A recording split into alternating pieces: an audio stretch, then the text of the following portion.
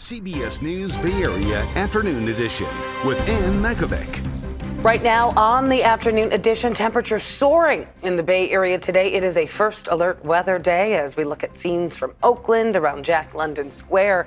Thanks for joining us this Tuesday. A heat advisory now in effect for parts of the region, bringing heat risks with it. So let's get right over to meteorologist Jessica Birch in the virtual view studio. We talked about this being maybe the hottest day of the year so far, in San Francisco at least. We've seen daytime highs throughout the Bay Area soar as we take a look at the forecast models, and we're gearing up for this as we head into this afternoon. About 14 degrees above average today in the city of San Francisco. You head south along 101 into Redwood City, 17 degrees above average today. This heat wave is impacting millions, and we are gearing up for daytime highs above average stretched from the East Bay all the way up into the North Bay, despite the fact that this heat advisory issued by the National Weather Service hasn't been issued for our friends up north. Now, places like wine country today, there's a few things to talk about. I mean, it's harvest right now, and we're talking about summer-like heat. Upper 90s in the forecast near Napa and Sonoma. It definitely feels like summer, even though we are officially in fall now. And as we head into the next couple days, this heat breaks apart fast. Today's the only day we're going to be dealing with 90s and triple digits off into the East Bay this week, and 90s stretch down into the Santa Clara Valley too, putting us 15 degrees above average this afternoon all the way into San Jose. You take a look at that heat risk map, you see a lot of red on it, especially the more east we go, closer to Antioch or down into the foothills just in the Santa Clara Valley alone. That high heat risk is important to note for a couple reasons. If we work outside, if we have outdoor jobs, today's the day to limit your time as much as possible outside. Find that shady spot for your lunch break, take advantage of it, and continue to hydrate throughout the afternoon hours today. Watch as I turn the page tomorrow, though. That heat risk map goes right back down to low all throughout the Bay Area, and there's a reason for that. We have stormy weather coming in tomorrow, breaking apart this heat right around the corner. I'll talk more about this coming up in just a bit. Man. Thanks, Jess. We are following some breaking news. The man accused of attempting to assassinate President Trump has been found guilty. A jury of 5 men and 7 women convicted Ryan Routh of all 5 charges, including attempting to assassinate a major presidential candidate. Happened in September of last year at Trump's West Palm Beach golf course. Routh represented himself in court and maintained his innocence during the trial. And today, as jurors were on their way out of the courtroom after the verdict, Routh tried to use a pen to stab himself in the neck. Officers quickly dragged him out of the courthouse. No word yet on his condition. Following some more of today's headlines, Kaiser nurses rallied outside of the Walnut Creek Medical Center this morning, part of an informational picket happening at 22 Kaiser facilities in the state. Union leaders say Kaiser is putting profits over safety. The nurses are protesting layoffs, wage issues, and the rollout of untested technology like AI in patient care. When there's $18 billion of profits in the last 18 months, there's no reason to be laying off nurses. If anything, we need more care, and they obviously have the money because they're buying up all these other hospital chains all across the country. Well, Kaiser responded to the picket saying, quote, "We refute any allegations that this picketing is about concerns of care quality and service at Kaiser. California Nurses Association is simply using this day of action as an opportunity to gain visibility for their union." Big changes could be coming to your water bills if you live in Rohnert Park. City Council meeting at 5 today to consider a 14% water rate increase to cover rising costs and to fix the city's 50-year-old water system. If it is approved in December, the hike would raise the average bill by about $9 a month starting in January, with further increases down the road. The Sonoma Valley Unified School Board may vote today on closing a school. Prestwood Elementary is facing potential closure because of low enrollment and expensive building repairs. Parents and teachers have pushed back, especially after the district reported financial data shows a surplus of $1.8 million for the current school year. A spare the air alert is in effect today with these warm temperatures, and Bay Area agencies want us to ditch our cars for the day. Veronica Macias reports from Daly City BART as that agency reports a ridership rebound. They're calling it All Aboard Transit Day. People are being encouraged by the agencies to jump on a train, hop on a ferry, take a bus today. And people tell me it definitely helps with congestion. It saves money for them. Recently, we have been seeing more people heading into the office. That's bringing in higher ridership numbers. There have been some major music events in the city. That's also helping with an increase. But let's take a look at those numbers for now when it comes to BART. They say they've been seeing some good ridership numbers for the month of August and September. August, they saw some of the highest ridership figures on BART since 2020, according to the newest data that was released just last week.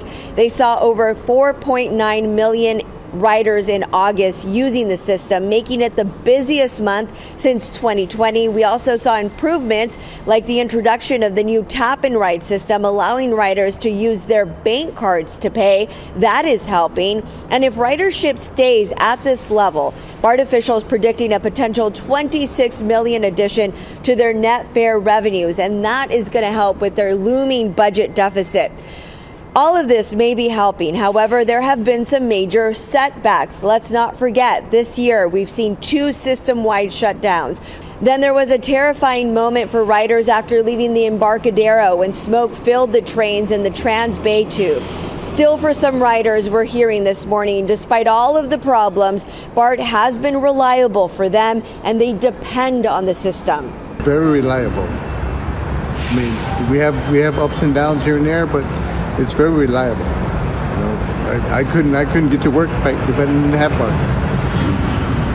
I wouldn't want to drive every day. You know, that's 2 hours from Antioch, 2.5 hours easily. So this is an hour, and I'm here. And then just walk to my job, and I'm there. Roberto telling us that he spends somewhere around $300 in fares, and he tells us that beats having to sit in traffic or having to pay more for gas. We also know that Tuesdays seems to be the best day for ridership numbers. This year, they saw an 11% increase compared to last year around this time. Well, the 80th United Nations General Assembly kicking off in New York today, and the White House says President Trump is meeting with Arab and Muslim leaders to talk about ways to end the war in Gaza. Separately, he is meeting with Ukraine's president. Earlier, President Trump spoke to the assembly, telling world leaders the UN is not living up to its potential. For the most part, at least for now, all they seem to do is write a really strongly worded letter and then never follow that letter up. It's empty words.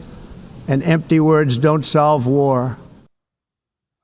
Well, Trump has been calling for a deal to end the fighting between Israel and Hamas, but he says the creation of a Palestinian state would only reward Hamas. Several close U.S. allies are joining a growing list of nations who say they will recognize a Palestinian state.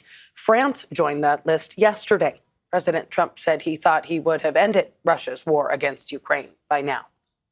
The White House says that taking acetaminophen, the active ingredient in Tylenol, might not be safe for pregnant women. But a lot of people in the medical community are disagreeing with the claims made by Trump administration officials. Don't take Tylenol. Don't take it. If you just can't, I mean, it's fight like hell not to take it. The administration pointed to some studies suggesting a potential association between the medication and autism. But doctors say the White House announcement is not backed by the full body of scientific evidence. I think that the overwhelming evidence that we have seen over the last 20 years does not show causation for acetaminophen causing autism. Autism is so complex that there really cannot be one single cause. It's a complex interaction of genetics and the environment. Doctors also worry about the risk of not treating illness or fever. They say that could pose even greater harm to a baby during pregnancy. In a statement to CBS News, Tylenol's parent company Kenvue says, quote, taking acetaminophen does not cause autism. We strongly disagree with any suggestion otherwise and are deeply concerned with the health risks this poses for expecting mothers. The conservative political action group Turning Point USA announcing a stop at UC Berkeley in November, part of its American Comeback Tour. This comes after the group's founder, Charlie Kirk, was killed at an event in Utah earlier this month. Organizers of the Berkeley event say Kirk's replacement will be Bay Area comedian Rob Schneider. The organization advocates for conservative politics on high school and college campuses.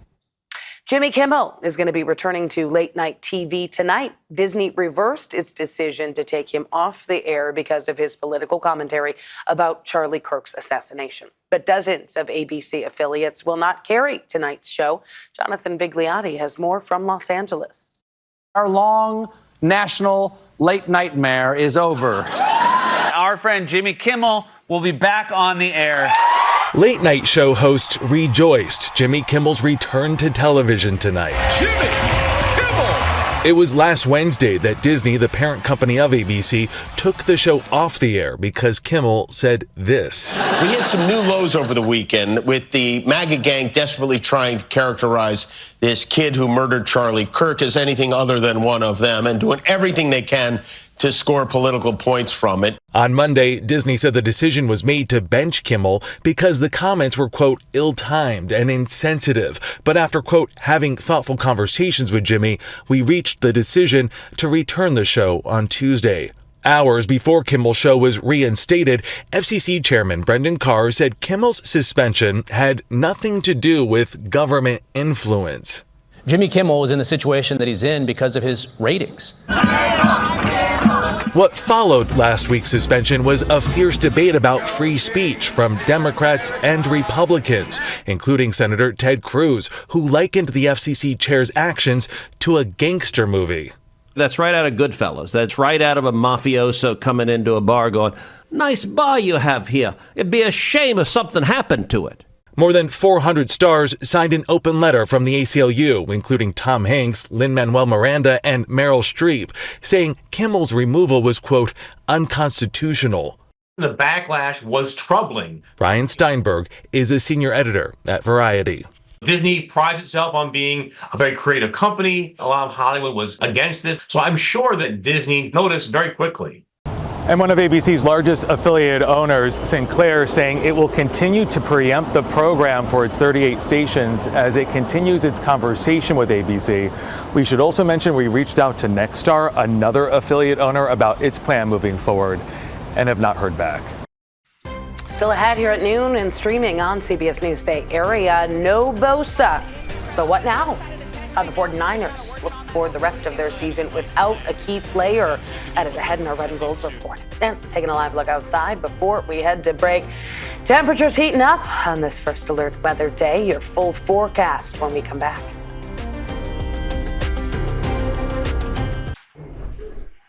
Back to our first alert weather now. A heat advisory is in effect. This is a one-day heat wave on the first full day of fall. Taking a live look outside at Mount Diablo. That's our cam there. Let's check back in with meteorologist Jessica Birch. It even looks hot.